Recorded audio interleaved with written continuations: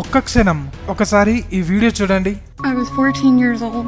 I was 16 years old. I was 16. 17, 14 years old. This is me. This was me. This is me. When I met Jeffrey. Epstein files expose అయ్యాయి. ప్రపంచాన్నే కుదిపేస్తున్న ఈ Epstein files లో మన మోడీ పేరు ఎందుకుంది? అసలేం జరిగింది? మ్యాటర్లోకి వెళ్తే అమెరికా వర్జిన్ ఐలాండ్స్ లో జాఫ్రీ ఎడ్వర్డ్ ఎప్స్టీన్ అనే ఒక అమెరికన్ ఫైనాన్షియర్ 90s లో ఒక ప్రైవేట్ ఐలాండ్ కొన్నాడు. బేసిక్ గా ఈ ఎడ్వర్డ్ ఎప్స్టీన్ ది మనుషుల్ని వస్తువుల్లా చూసే మైండ్ సెట్. ఈ మాట అతని గర్ల్ ఫ్రెండే చెప్పింది. ఇకపోతే 1994 నుండి 2008 మధ్య తన ప్రైవేట్ ఐలాండ్ కు ప్రపంచంలోని టాప్ బిజినెస్ మ్యాగ్నెట్స్, రాజకీయ నాయకులు, శాస్త్రవేత్తలు అండ్ సెలబ్రిటీస్ వెళ్లేవారు. అక్కడ వారికి కావలసిన విలాసాలను ఎప్స్టీన్ ఏర్పాటు చేసేవాడు. అందులో అత్యంత దారుణమైన విషయం ఏంటంటే మైనర్ బాలికలను ట్రాఫికింగ్ చేసి అక్కడికి వచ్చే పెద్ద మనుషులకి ఎరగా వేసేవాడు.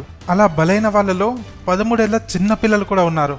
కానీ ఏదో ఒక రోజు పాపం పండగ తప్పదు కదా. ఆ రోజు వాళ్ళ కోరికలకు బలైన పసిపిల్లలు తర్వాత వాళ్ళ వాయిస్ ని ప్రపంచానికి వినిపించారు. ప్రభుత్వంపై కాస్త ఒత్తిడి పడింది. దీంతో ఎప్స్టీన్ పై కేసు నమోదు చేసి 2008లో జైలుకు పంపించారు. కానీ ఇందులో ఇన్వాల్వ్ అయి ఉన్నది మామూలు వాళ్ళు కాదు కదా. సో త్వరగానే జైలు నుండి బయటికి వచ్చాడు. కానీ కేసు నడుస్తూనే ఉంది. ఈసారి 2019లో అరెస్ట్ అయిన ఎప్స్టీన్ జైలులోనే అనుమానాస్పదంగా చనిపోయాడు. యాజ్ యూజువల్ గా పోలీసులు ఈ డెత్ ని సూసైడ్ గా చిత్రీకరించి కేసు క్లోజ్ చేద్దామని చూశారు. కానీ ప్రజల ఒత్తిడి వల్ల కేసు నడుస్తూనే ఉంది. మొదటిసారి జనవరి 2024లో ఈ కేసుతో లింక్ ఉన్న వందలాది మంది ప్రముఖుల పేర్లు బయటికి వచ్చాయి. అండ్ రీసెంట్ గా విడుదలైన కొన్ని డాక్యుమెంట్స్ మొత్తం ప్రపంచాన్ని షేక్ చేస్తున్నాయి. లిస్టులో ట్రంప్ నుండి స్టార్ట్ చేస్తే Bill Clinton, Bill Gates, Prince Andrews and even కుర్చీ తాత స్టీఫెన్ హాకింగ్ పేరు కూడా లిస్టులో ఉంది.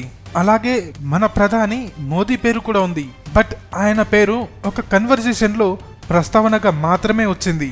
అది ఎలా అంటే ఎప్స్టీన్ ఎవరితోనో కన్వర్జేషన్ చేస్తూ నేను కావాలంటే మోదీతో మీటింగ్ కూడా సెట్ చేయగలను అంటూ మన ప్రధాని పేరుని ప్రస్తావించాడు.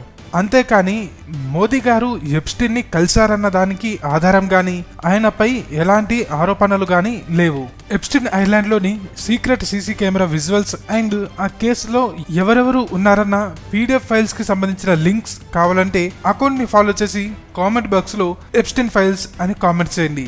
లేదా బయోలో ఉన్న మన టెలిగ్రామ్ ఛానల్లోకి వెళ్ళండి. దాదాపు 4 రోజుల రీసెర్చ్ తర్వాత ఈ వీడియోని మీ ముందుకు తీసుకురాగలిగాం. సో ప్లీజ్ ఈ కంటెంట్ నచ్చితే వీడియోని లైక్ చేసి షేర్ చేయండి.